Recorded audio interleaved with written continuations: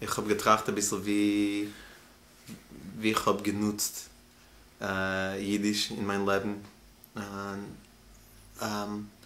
und was es hat gemeint zu mir. Ich gedenk Moschel, wenn mein Bube ist gewesen sehr alt und sie hat gehabt Alzheimer's. Und sie hat nicht gedenkt keinem. Und ich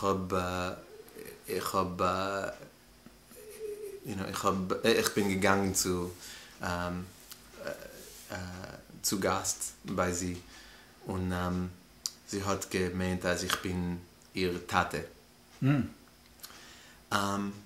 Und mit meinem Bobbe, wir haben damit geredet Englisch. Aber in die Jahren habe ich angeheben zu reden mit sie auf Jiddisch. Weil sie hat nicht gedenken, kimat gar nicht, aber sie hat gedenken ihre Jiddisch. Und wir haben geredet Jiddisch mit sich, and it was lovely. It was just a lovely thing to share and have with her at that time, at the end of her life.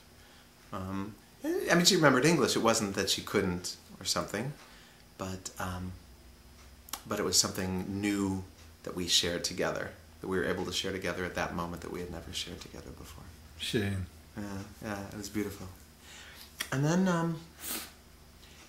then over recent years, I've had some opportunities because I started doing some family history research, and so in the process, I started doing some translations for the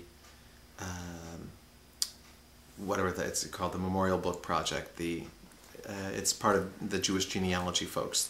They have a project where you can sign up to translate chapters from the Gedenkbücher, from the memorial books. And so as I discovered a village my family came from that was so off the map, was so wiped off the map, that I had to convince the Jewish genealogy people that it existed. Wow.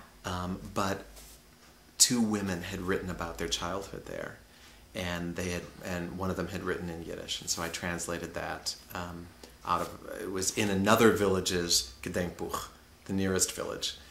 And then I found a couple of other materials and did some translations from Yiddish for those. And then I discovered that this woman who had written this in Yiddish was still alive in her 90s in Tel Aviv a few years ago. She just died this year. But she was still alive, and I wrote to her, and she and I established a correspondence in Yiddish. And she was the only living person who knew some cousins of mine who were killed in the Holocaust, whom no one from my family that had come to America earlier had ever met. And so she would share her memories of this.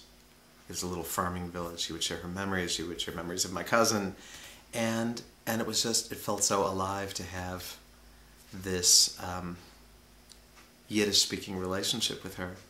And I made a website. Another project of the Jewish Gen people is Shtetl Links, and it's sort of this creating these virtual shtetls. So it's sort of creating a website that kind of stands in for a Gedenkbuch. It stands in for a memorial book, but it's a little more interactive. But they have a little bigger of a, tikkunimdik function. There's a certain repopulating of a virtual Jewish Europe that happens through these. At least that's how I experience it. And in the process of this, I asked her if she would write the welcome for the homepage. And she did, and she wrote it in Yiddish. And so it's posted on the homepage in Yiddish with a small translation underneath and a picture of her. And it very much felt to me like she was standing guard at the gate to this village that once again existed in some form, in some ethereal cyber form. And she was so proud to have done that. She was so proud to be part of that.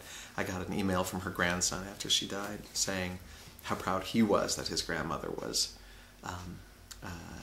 was included as the face of that website.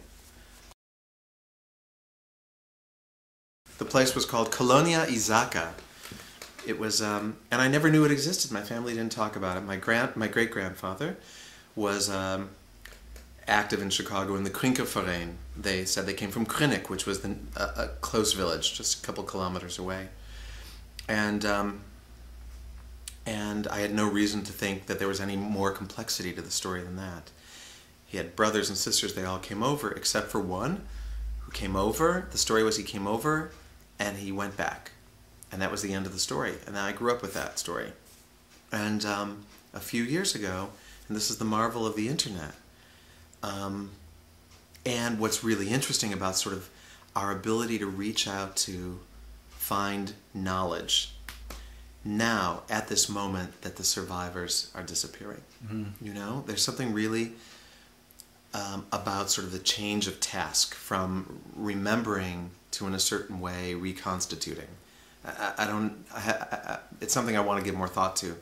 But anyway, just at this moment, right, it turns out there was this agricultural village formed in 1849. I'll make it short because nobody's family history is interesting to anyone else. It was formed in 1849 as part of this project to give crappy land to poor Jews who will take it and farm it. And the poor Jews will get support from Baron de Hirsch and from all sorts of Jews abroad, so it'll bring an influx of money to make the land arable. And in 1934, some Jewish student of agrarian economics at University of Warsaw wrote his dissertation on this particular village and how it operated and how the land was passed through it. Wrote it in Polish.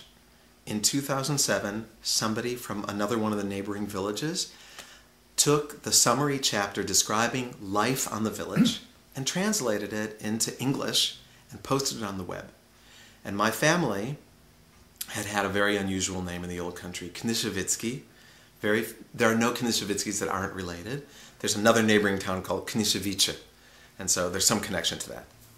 And they mention that the head of the village is named Moshe Knishovitsky. So all of a sudden, through like another relative that was also poking around, all of a sudden there's something in the world that we didn't put there, something in the world. And so I visited Poland with my mother and my sister a few years ago, and we had a tour guide taking us around that little corner, and I said, you know, I'm also interested in this place that doesn't exist anymore, called Kolonia Izaka, because I think some of my family members might have lived there. There might have been some cousin or somebody living there. And I said, there's this dissertation, there's this book by this guy named Salet. And the tour guide looked at me and said, I have a copy of that in my house. So at the end of the day, we went back to his house, and he put it in my lap, and it's all in Polish. And there's a chapter that describes farm by farm. There were only like 20 farms. Farm by farm, the name of the person who was deeded the land in 1849, who it was passed down to or bought by, and who owns it in 1934. Names. Naming names. And there, farm number 11 is the Knishovitsky farm, bought by Zelig Knishovitsky, who had only one son, Meshe. This would be my great-great-grandfather. We already knew his name, who had 5 sons, all of whom went to America. That would be my great-grandfather, except for Itzik, who stayed and took over the farm. So all of a sudden, and his son, and he died, and his son, Moshe, is now the head of the village. And for me, it so changed my idea of our old country story. First of all, you know, we weren't shtetl Jews, we were farmers. We were part of some agricultural movement, some autonomy movement. But also, this story of Uncle Itzik, who came over and changed his mind and went back, went from being a story about somebody who couldn't foresee, or I don't know, went back from being a story of somebody going back to nothing, to somebody who had something to go back for. He went back because he had a life, he had a farm, he had land, and he foresaw a future for him. In 1906, he foresaw a future for himself and his family there, not unreasonably, and felt like things were changing.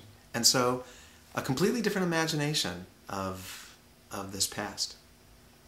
That's my story. So is that why? So is Itzik your Hebrew name, named after him, or did you take him as the name for your blog, or?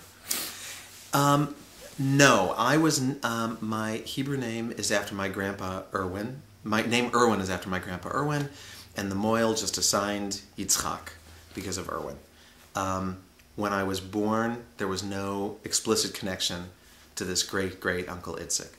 Once I heard, as a child, great Uncle Itzik's story, I immediately identified with him, and I liked being called Itzik because of the connection with him, even though I wasn't named for him.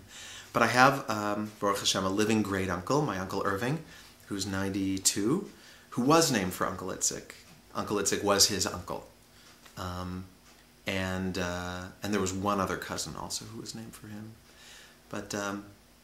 But always, when I chose the name of my blog as being Itzik's Well,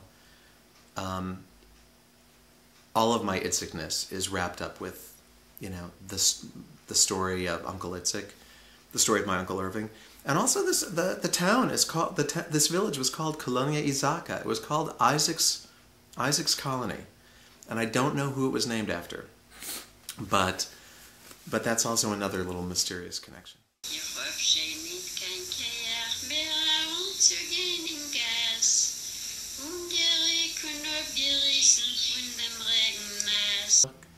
Und dazu die Polizianten schlagen mich mit schweren Kanten. Zählt nicht mein Beten, mein Gewehen.